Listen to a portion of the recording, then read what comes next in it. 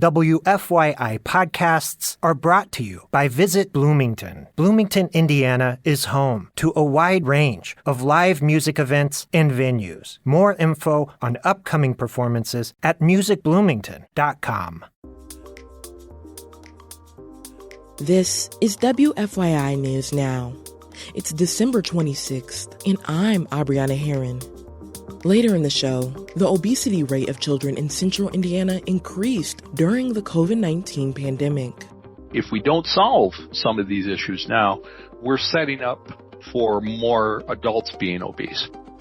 More on that story coming up, but first, these headlines. A judge has cut short the probation for State Representative Jim Lucas. The Seymour Republican pleaded guilty to drunken driving charges in June. Earlier this month, Lucas asked Jackson Superior Court Judge Bruce McTavish to end his probation after 6 months. Lucas provided a letter from his probation officer that stated the lawmaker underwent a substance abuse evaluation and completed treatment recommendations. The judge granted Lucas's request to reduce his probation the same day it was filed. Lucas, who was first elected to the state legislature in 2012, was allowed to keep his position. State law only prohibits those with felony convictions from holding elected office.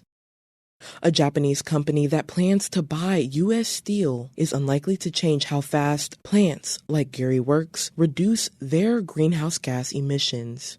Nippon Steel Corporation announced the proposed acquisition December 18th. Rebecca Thiel reports climate advocates say the climate action plan for both companies looks similar, and neither is particularly ambitious.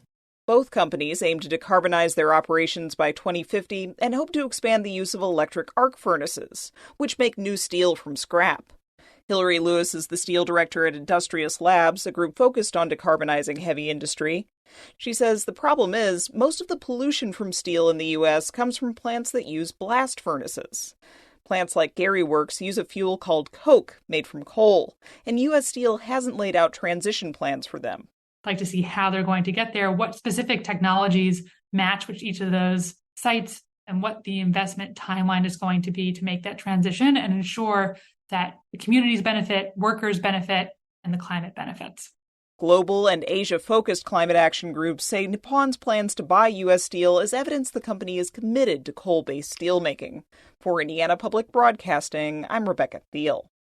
U.S. Steel did not provide an interview. A new survey from the American Academy of Sleep Medicine found that more than 3/4 of Americans lose sleep because of digital distractions. The survey found more than 90% of people say they have lost sleep due to binge-watching shows, and 75% say they have lost sleep because of online shopping.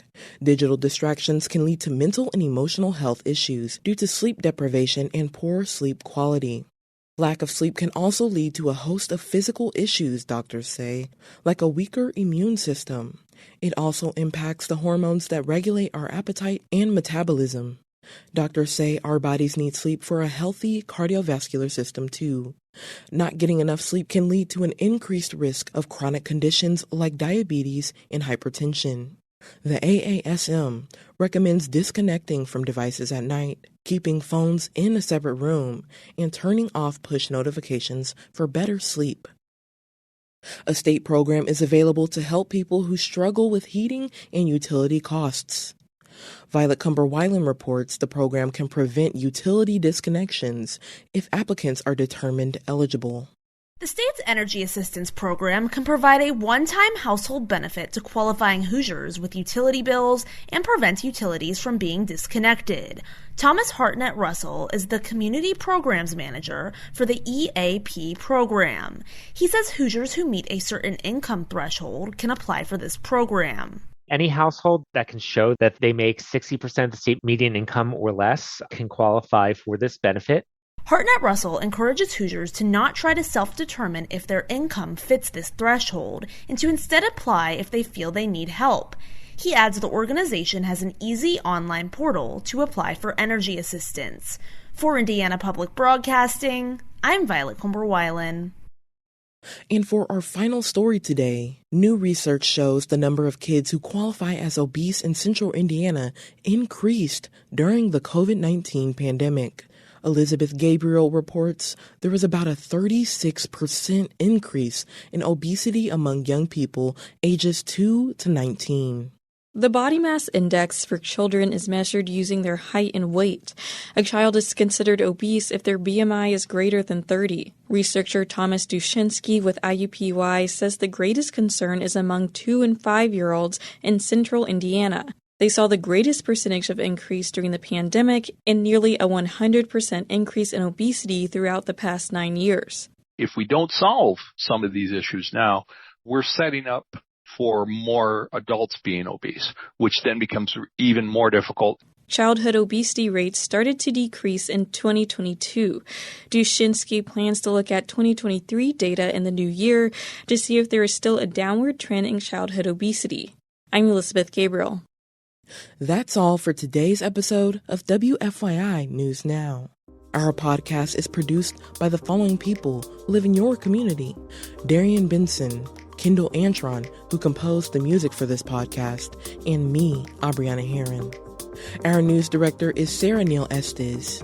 If you like today's episode, remember to subscribe and share, and follow WFYI on Instagram, Facebook, and YouTube to check in on our newsroom throughout the day. Thanks for listening. We'll be back tomorrow.